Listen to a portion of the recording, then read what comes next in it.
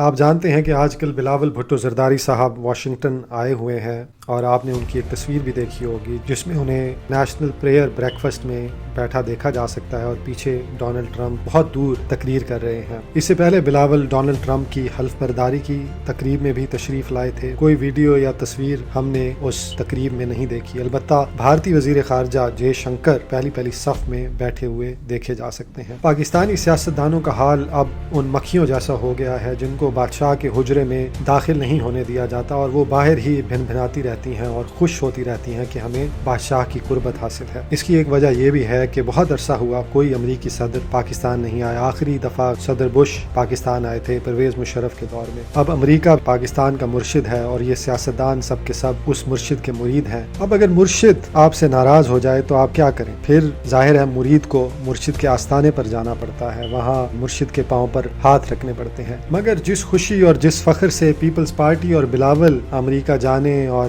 امریکی سیاستدانوں کے ارد گرد منڈلانے کی تشہیر کرتے ہیں، لگتا کچھ یوں ہے کہ پاکستانی مریدوں سے بیعت لینے کے لیے ان کا مرشد ہاتھ تک آگے نہیں بڑھاتا بلکہ ان کو دروازے سے ہی واپس لوٹا دیا جاتا ہے۔ ایک وہ وقت تھا جب بلاول بھٹو کی والدہ بے نظیر نے کانگریس کے دونوں ایوان سے خطاب کیا تھا، اور ایک یہ وقت ہے جب بلاول بھٹو زرداری ایک سیلفی کے ذریعے پاکستان میں اپنی سیاست کو بچانے کی کوشش کر رہے ہیں۔